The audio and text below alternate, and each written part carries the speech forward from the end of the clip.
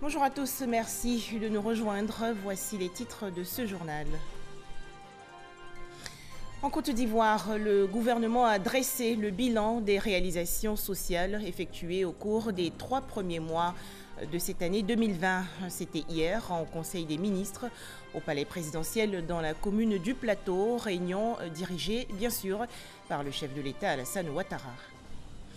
Où en est l'organisation de la Coupe d'Afrique des Nations 2023? La Côte d'Ivoire sera prête à temps. En effet, les différents chantiers, notamment Ebimpe, Bouaké, Korogo, San Pedro et Yamoussoukro, avancent progressivement. Nous allons les découvrir dans ce journal. Enfin, aux États-Unis, le frère de George Floyd a réclamé hier une réforme de la police devant le Congrès. Pour commencer, l'actualité en Côte d'Ivoire avec ce communiqué du ministère d'État, ministère de la Défense. Le jeudi 11 juin 2020, aux environs de 3 heures du matin, le poste mixte armée-gendarmerie à Kafolo, dans la sous-préfecture de Sikolo, au nord-est de la Côte d'Ivoire, a été attaqué par des individus armés non identifiés. Le bilan provisoire de cette attaque s'établit comme suit. Une dizaine de morts, 6 blessés, un assaillant neutralisé. Le président de la République et le gouvernement s'inclinent devant la mémoire des soldats tombés au champ d'honneur. Ils présentent leurs sincères condoléances aux familles des victimes et formulent des vœux de prompt rétablissement pour les blessés. Les enquêtes sont en cours pour déterminer la nature, les circonstances et le bilan définitif de cette attaque.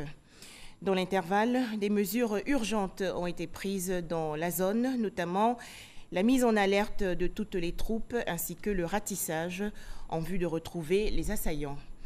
Le président de la République et le gouvernement assurent les populations que toutes les dispositions sont prises pour la sécurisation de la région. Fait à Abidjan le jeudi 11 juin 2020, signé le général de corps d'armée Lassina Doumbia, chef d'état-major général des armées. À noter également cette information dans le cadre de la riposte sanitaire contre la maladie à coronavirus. Les membres du Conseil national de sécurité tiennent aujourd'hui, jeudi 11 juin 2020, une rencontre. Le CNS va faire le point sur l'évolution du coronavirus en Côte d'Ivoire ainsi que les mesures prises pour le freiner. Électrification rurale, adduction en eau potable, couverture maladie universelle et fonds de soutien mis en place par le gouvernement pour soutenir les entreprises de Côte d'Ivoire frappées de plein fouet par la crise sanitaire liée au coronavirus. Ce sont là quelques sujets discutés hier en Conseil des ministres au Palais présidentiel dans la commune du Plateau. Rencontre dirigée, bien entendu, par le chef de l'État, Alassane Ouattara. Les explications détaillées de Jérôme Kofi Abola. Un jour, le mercredi 10 juin de cette année 2020, un lieu, le palais présidentiel de la République de Côte d'Ivoire, dans son aspect à la fois prestigieux et mythique.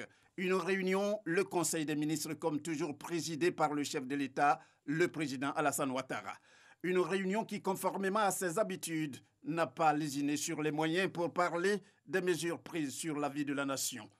Le Conseil a adopté un décret portant ratification d'une convention de crédit d'un montant de 36,07 milliards de francs CFA, conclu le 28 mai 2020 entre l'Agence française de développement et la République de Côte d'Ivoire en vue du financement du projet d'achèvement des opérations de réhabilitation d'infrastructures de transport. Ce projet vise à améliorer les conditions de circulation des biens et des personnes entre les différentes régions du pays et à favoriser les échanges avec les pays limitrophes. Il comprend précisément la réhabilitation de la route du Nord entre Bouaké et Fekese-Dougou, longue de 220 km, la réhabilitation du pont Oufouette-Boigny et le remplacement en zone rurale de 11 ouvrages par des ponts métalliques. Et tenez-vous bien, Il n'y a pas que cette décision sur l'amélioration des conditions de circulation des biens et des personnes. Celle qui suit a été prise relativement au contrôle sanitaire des personnes aux points d'entrée terrestres, maritimes, fluviaux, lagunaires, ferroviaires et aéroportuaires dans le cadre de la riposte contre la maladie à coronavirus. Ce décret crée, conformément au règlement sanitaire international, 42 postes de contrôle sanitaire au point d'entrée sur le territoire national en vue de renforcer la sécurité sanitaire en tout point du territoire. Ces points de contrôle, tenus par des agents de l'Institut national de l'hygiène publique, en liaison avec les forces de défense et de sécurité, constituent les premiers contacts à l'entrée et les derniers à la sortie du territoire national, de façon à protéger durablement les populations contre les menaces sanitaires sans entraver la libre circulation des biens et des personnes. En outre, le Conseil a adopté une communication sur l'état d'exécution du programme social du gouvernement PS-Gouv au 31 mars 2020. Au terme du premier trimestre 2020 et en dépit du contexte de crise liée à la COVID-19, le PS-Gouv a notamment permis de réaliser l'électrification de 186 localités, le raccordement de 34 545 ménages grâce au fonds PEPT, la construction de 174 latrines écoles et de 3 438 latrines villageoises et de procéder au remplacement de 1 965 pompes villageoises. Au cours de cette même période, 404 213 personnes ont été enrôlées dans le cadre de la couverture maladie universelle. Ces réalisations ont nécessité, à fin mars 2020, l'engagement d'un montant total établi à 105 003 milliards de francs CFA, dont 82 milliards de francs CFA au titre du PRONER sur 479,4 milliards de francs CFA de financement effectif en 2020, soit un taux d'engagement de 22%, en lien avec les difficultés relatives au basculement en mode budget-programme en cours de résorption pour améliorer l'exécution budgétaire ainsi qu'aux mesures de restriction imposées par la gestion de la COVID-19. Aussi, avant d'en arriver au baisser de rideau, le Conseil, à son point de divers, a-t-il informé sur le début ce mercredi de la période de la révision de la liste électorale et sur la tenue du Conseil national de sécurité, prévu ce jeudi. La Côte d'Ivoire qui a commencé depuis hier, mercredi 10 juin 2020, la révision de son fichier électoral. La commission électorale indépendante a lancé cette opération et l'enrôlement des nouveaux électeurs lors d'une cérémonie dans la commune de Yopougon. Le point avec Sidonie Davila.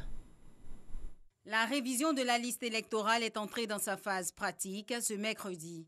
Cette visite guidée des autorités avec à sa tête le premier responsable de la commission électorale indépendante, CEI, dans certains bureaux de recensement à l'école William Ponty de Yopougon est pour s'assurer de l'effectivité de l'opération d'enrôlement. Vous ne devez pas aller au-delà de ce qui vous a été indiqué dans la procédure.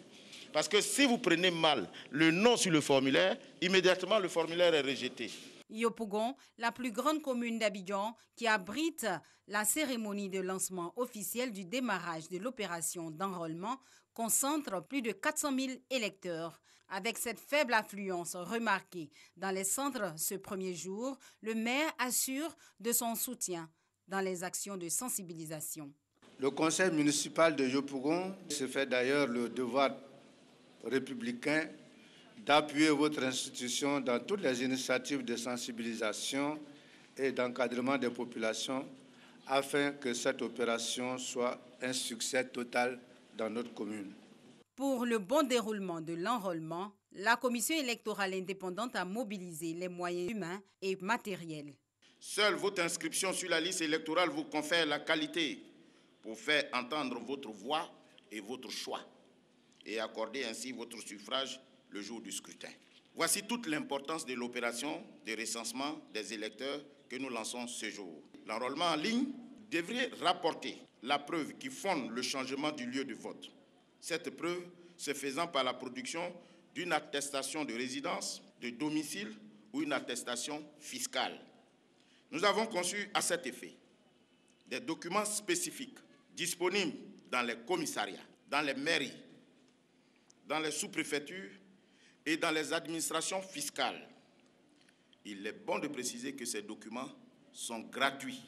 Le ministre Sidiki Diakité et Adama Bictogo, directeur exécutif du RHDP, saluent cette opération qui marque une étape importante du processus électoral en Côte d'Ivoire. Nous voudrons en profiter pour encourager tous les Ivoiriens, particulièrement les nouveaux majeurs et ceux disposant des pièces requises pour s'inscrire sur la liste électorale, à justement approcher les centres d'enrôlement pour s'inscrire sur cette liste électorale.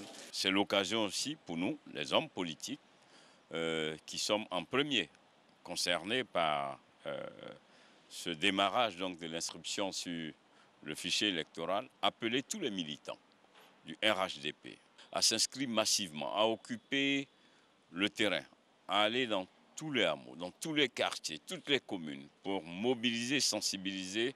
La CEI compte pour sa part intensifier sa sensibilisation sur le terrain pour toucher le maximum de personnes concernées par cette opération. Le pays compte 10 848 centres d'enrôlement repartis sur toute l'étendue du territoire national. Leur ouverture s'est faite ce mercredi et ils le resteront pendant 15 jours. Dans la région nord du pays, la cérémonie de lancement de la révision de la liste électorale s'est tenue à Korogo en présence du corps préfectoral, des autorités administratives et autres représentants des communautés. Pour en parler, Ami Sissoko. À Korogo, c'est la préfecture qui a abrité le lancement officiel de l'opération de révision de la liste électorale. Corps préfectoral, représentants de partis politiques, de communautés sont instruits sur le processus d'enrôlement sur la liste électorale par Ibrahima Bayo, le superviseur général de la commission électorale indépendante CEI des régions de Poro, Tchologo et Bagoué. Deux catégories d'électeurs sont attendues. Les Ivoiriens déjà inscrits sur la liste électorale de 2018 et les nouveaux à enrôler.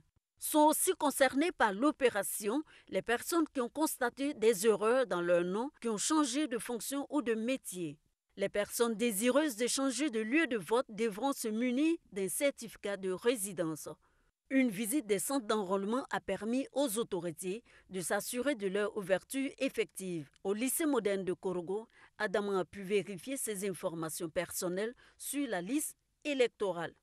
Les agents ont vérifié et au bout du compte m'ont délivré un récépissé pour dire que je figure bel et bien sur la liste électorale. Ça me permettra évidemment d'accomplir mon devoir de citoyen. Dans le Poro, 468 centres d'enrôlement sont ouverts. Au dernier recensement en 2018, la région enregistrait 234 208 électeurs. À travers la révision de la liste électorale, la commission électorale indépendante donne l'opportunité aux populations qui n'ont jamais pris part à une élection en Côte d'Ivoire de se faire enrôler pour la première fois sur le listing électoral. Dans la région sud du pays, dans le village de Gaumont par exemple, la chefferie a invité les populations à se faire enrôler massivement. Astou Touré. Gaumont est un village situé à environ 90 km d'Abidjan et il fait partie des 13 villages du pays Abidji. En ce début d'après-midi, les 8 familles qui composent ce village sont convoquées sur la place publique par Nanandrin Bokafoué, chef du village de Gaumont. 2 points sont à l'ordre du jour, l'enrôlement sur la liste électorale et les stratégies pour le développement de cette agglomération. En langue locale, le premier responsable de cette circonscription a fait passer le message de la citoyenneté. Nuit et jour, je martèle à ce que tout le monde se fasse enrôler. C'est le devoir du citoyen, donc c'est important de faire passer le message pour que tout le monde vienne pour se faire enrôler. Le chef nous a convoqués pour parler d'enrôlement. L'enrôlement qui constitue un véritable enjeu aujourd'hui. Pas seulement politique, mais pour le développement. Pour cette mission, le chef peut compter sur les femmes de sa notabilité qui, depuis plusieurs semaines, font du porte-à-porte pour sensibiliser les populations sur la nécessité de se faire enrôler sur la liste électorale. On a fait le recensement dans maison par maison, de porte à porte, pour les recenser. Emmanuel Nguessan Edima, président du Conseil national des jeunes du Côte d'Ivoire, fils du village, entend également apporter son soutien. Mettez-vous sur les listes électorales pour que nous aussi on puisse prendre ça, pour que les choses puissent bouger. L'opération d'inscription sur la liste électorale démarre le 10 juin et prendra fin 2 semaines plus tard, soit le 24 juin 2020. Plus de 7 millions de cas confirmés de coronavirus dans le monde. Attention, le virus circule toujours.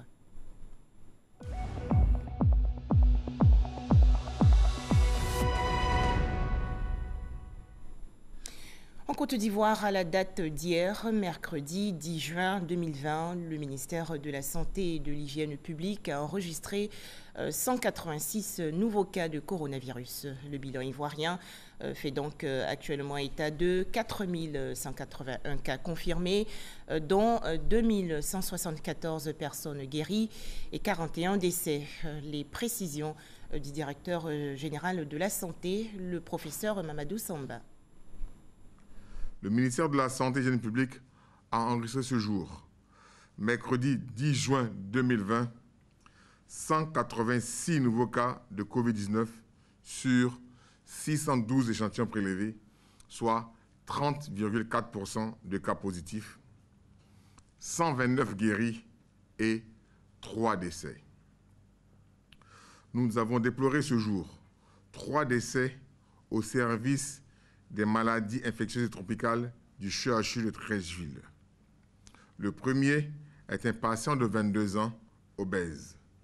Le second est un patient de 47 ans avec une obésité morbide et un troisième de 62 ans, transplanté rénal et diabétique. Le ministre de la Santé et de l'Hygiène publique présente ses condoléances aux familles éplorées.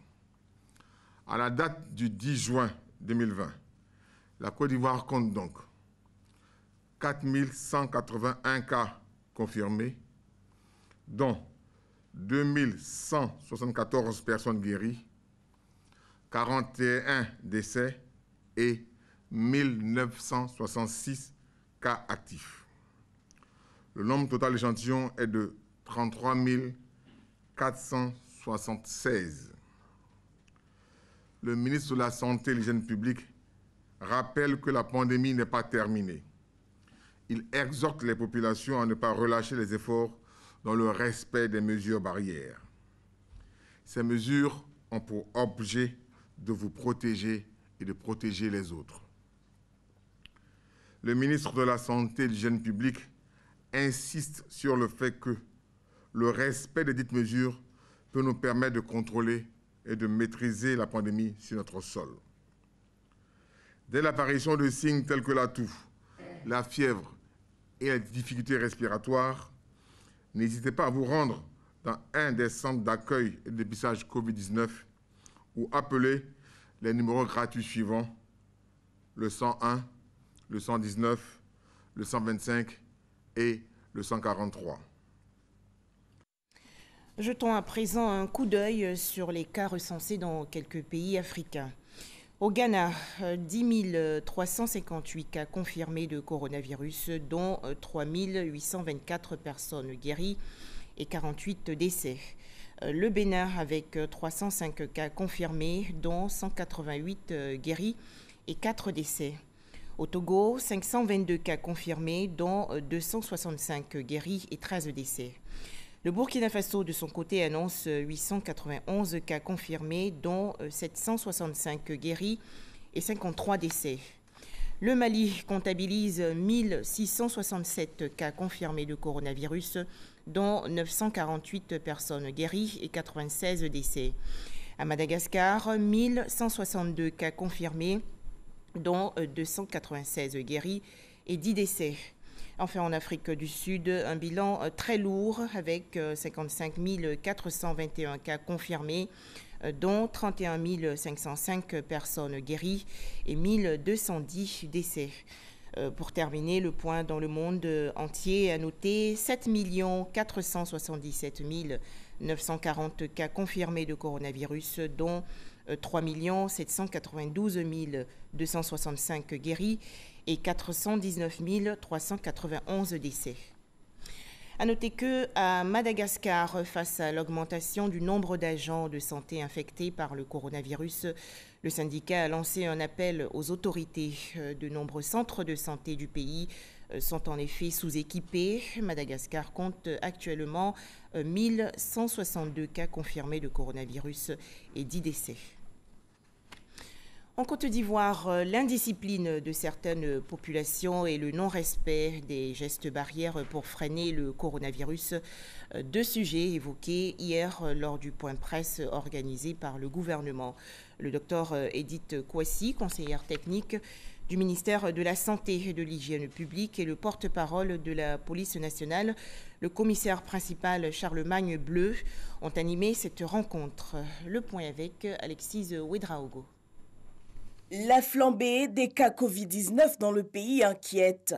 Le point presse du gouvernement ce mercredi tire la sonnette d'alarme. Les données ces dernières semaines confirment que le bilan s'aggrave de plus en plus avec l'augmentation constante du nombre de nouveaux cas de Covid-19 diagnostiqués dont le taux oscille entre 15 et 27% du fait de la circulation active du virus dans notre pays, en particulier au niveau communautaire. À la porte des 4000 cas de personnes infectées, le non-engagement des populations n'est plus acceptable. Les mesures barrières sont l'affaire de tous. La situation est grave, réagissons vite pour faire la différence. Perte de goût ou d'odorat. Pour rompre la chaîne de transmission, il faut se faire dépister. La prise en charge ivoirienne fait ses preuves. Pour toute autre préoccupation, comme une perte inexpliquée de goût ou de l'odorat, vous êtes prié de vous rendre muni des masques dans les sites de dépistage de proximité Covid-19 ou d'appeler les numéros utiles et gratuits suivants. Le 143, le 125, le 119 et le 101 pour être orientés. Sur le plan sécuritaire, même son de cloche, tous les acteurs de la société sont vivement interpellés. Sollicitons solennellement les tenanciers et ou propriétaires de maquis, de restaurants, hôtels, boulangeries, pâtisseries, étals de marché, chauffeurs et syndicats de transport en commun, guides religieux, à l'effet d'exiger de tout client, usagers et autres fidèles à l'entrée de leurs établissements, édifices ou engins respectifs, le port absolu du masque et le respect de la distanciation physique d'au moins 1 mètre. Et pour accompagner ces actions, la communication gouvernementale retrousse encore plus loin ses manches. La lutte contre la propagation de la Covid-19 oblige aujourd'hui l'implication de tous. La circulation des personnes est interdite entre la capitale économique Abidjan et les autres villes de la Côte d'Ivoire. Cette mesure prise pour éviter la propagation de la maladie à coronavirus impacte le secteur du transport. Les compagnies voient en effet leurs activités perturbées. Alors comment survivent-elles? Que prévoit l'État ivoirien comme assistance? Les explications de Kader Sogodogo de RTI Bouaké. Le 29 mars 2020, sur instruction du Conseil national de sécurité, le Grand Abidjan allait être confiné.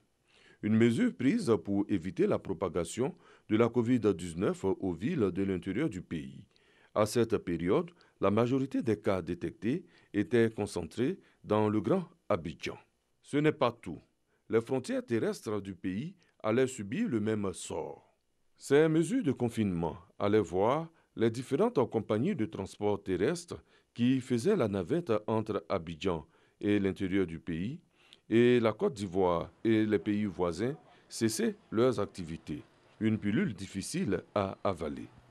Abidjan étant confiné, notre activité est carrément à l'arrêt. Parce qu'il faut dire que Abidjan représente 90% de notre chiffre d'affaires. En termes de densité, en termes de rotation d'Abidjan vers l'intérieur et vice-versa, ainsi que la sous-région. Bouaké, Abidjan, Bobo-Dioulasso, on faisait 3 départs par jour. Maintenant, Abidjan, Bobo-Dioulasso, on faisait 4 départs par jour. Mais depuis la pandémie est venue, les compagnies sont garées jusqu'à les nouvelles ordres. Les conséquences n'allaient pas tarder. Une véritable crise économique. Certaines compagnies sont passées de 10 000 passagers transportés par jour à environ 500. L'écart est énorme. Le transport entre les villes de l'intérieur ne peut être une bouffée d'oxygène. Les charges sont énormes. En face, les recettes maigres. Il a fallu procéder au chômage technique. J'ai 62 personnes qui travaillent avec moi. Aujourd'hui, ils ne travaillent pas. Ils payent les maisons, ils payent manger, il n'y a rien. Je ne peux pas les payer. Une difficulté qui n'échappe pas au ministère des Transports. Les transporteurs, de manière générale, aujourd'hui, ont posé un constat dont la traduction en termes de chiffres nous amène à une perte de l'ordre de 18 milliards, avec son corollaire de chômage technique, de mise en chômage provisoire. Nous en sommes conscients, nous sommes en relation avec ces compagnies, ces représentants de ces compagnies. C'est en cela que le ministre les a déjà reçus à plusieurs reprises au cabinet. Pour lutter contre l'impact de la pandémie, le gouvernement a en toute responsabilité pris des mesures pour porter assistance à tous les secteurs touchés. Le monde des transports n'échappe pas à la générosité étatique. Quand on sort la calculatrice, il y a, selon les premières études menées, qui doivent être stabilisées, une perte de l'ordre de 18 milliards.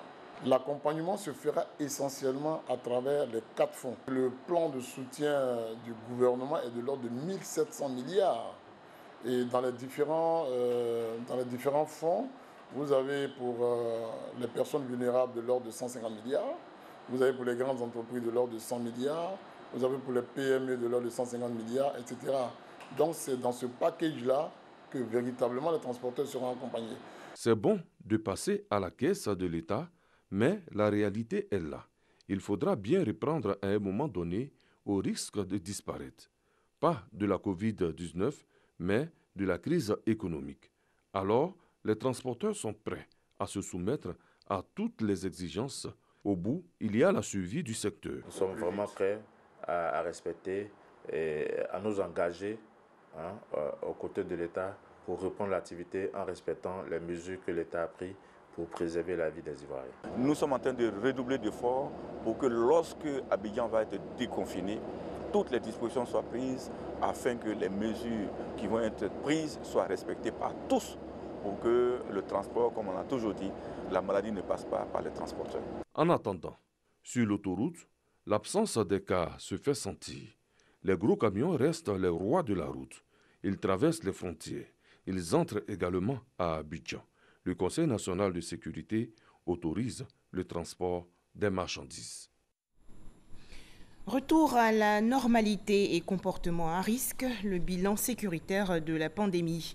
C'est le thème du magazine Ça fait l'actualité de ce jeudi 11 juin 2020. Émission diffusée à 16h sur RTI 1.